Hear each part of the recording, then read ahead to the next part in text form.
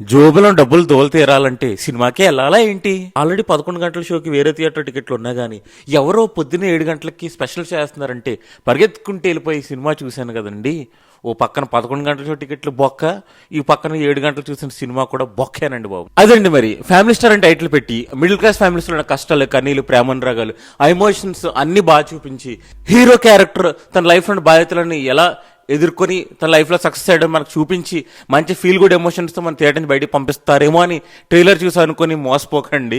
ఎందుకంటే మూవీలో first half okay మనకు family setup, middle class setup అంతా చూపించి ఒక కామెడీ అలా తీసుకెళ్ళిపోయి కొన్ని ఎమోషన్స్ మనకు కనెక్ట్ అయినా అవ్వకపోయినా ఏదో అలా కానిచ్చేసి హీరో ఇంట్రడక్షన్ చేసి మధ్యలో ఒక లవ్ స్టోరీ తీసుకొచ్చి అలా మిడిల్ క్లాస్ ఫ్యామిలీతో కనెక్ట్ చేయకుండా దాన్ని మళ్ళీ ఇంటర్వెల్ తర్వాత యూఎస్ తీసుకెళ్ళిపోయి సెకండ్ హాఫ్ అంతా అసలు నాకు తెలిసి డైరెక్టర్, ప్రొడ్యూసర్ వీళ్ళందరూ యూఎస్ వెళ్ళాలని చెప్పి ఊరికి మధ్యలో సినిమా తీసారేమో నాకు అనిపించింది.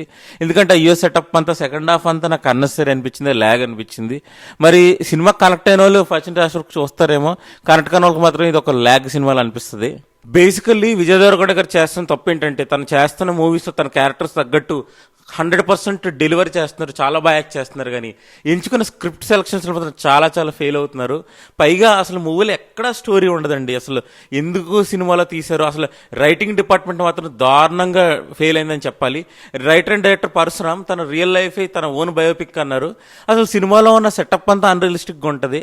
రియల్ లైఫ్కి చాలా తేడా ఉంటుంది. సినిమాలో జరిగిన నిజ జీవితంలో జరగవరా అనేది కరెక్ట్గా ఉంటుంది సినిమా చూస్తే. ఎందుకంటే సినిమాలో ఉన్న సీన్లన్నీ రియల్ లైఫ్లో జరగవండి ఎవరికి, అంత అన్రియలిస్టిక్ సెటప్ అనమాట. యాక్టర్లు బాగా పెర్ఫార్మ్ చేశారు. టెక్నికల్ గా సినిమాటోగ్రఫీ, మ్యూజిక్, బీజం ఓకే అన్ని బాగానే ఉన్నాయి. కానీ అన్నీ ఉన్నా కానీ అల్లి నోట్లో శనిలాగా సినిమాలు అన్ని బాగున్నాయి. కానీ మెయిన్ ప్రాబ్లం ఏంటంటే ఆ స్టోరీ రైటింగ్ డిపార్ట్మెంట్ ఫెయిల్ అవడం వల్ల మొత్తం సినిమా అంతా పడిపోయింది అనిపించింది నాకైతే. బట్ క్లీన్ గా నీట్ గా ఎటువంటి అడల్ట్ సీన్స్ అటువంటి లేకుండా ఫ్యామిలీతో కూడా చూడొచ్చు. కాబట్టి ఒకవేళ ట్రై చేస్తా ఉంటే మీ ఇష్టం. నాకైతే సినిమా ఓకే అండ్ నేను ఈ మూవీకి ఇచ్చే రేటింగ్ 2.25/5 అండి. Dear Vijay Devarakonda fans, I'm so sorry అండి. నిజంగా ఫ్యామిలీ స్టార్ మూవీకి మంచిగా పాజిటివ్ గా రివ్యూ ఇద్దామని మూవీకి వెళ్ళాను. బట్ మూవీలో ఆ స్టోరీ, ఆ డైరెక్షన్ అదంతా నిజంగా రైటర్ అండ్ డైరెక్టర్ పరశురామ్ గారు ఐర్నే వంచాలంటే డైలాగ్ పెట్టి పెద్ద రాడ్ దించారనమాట.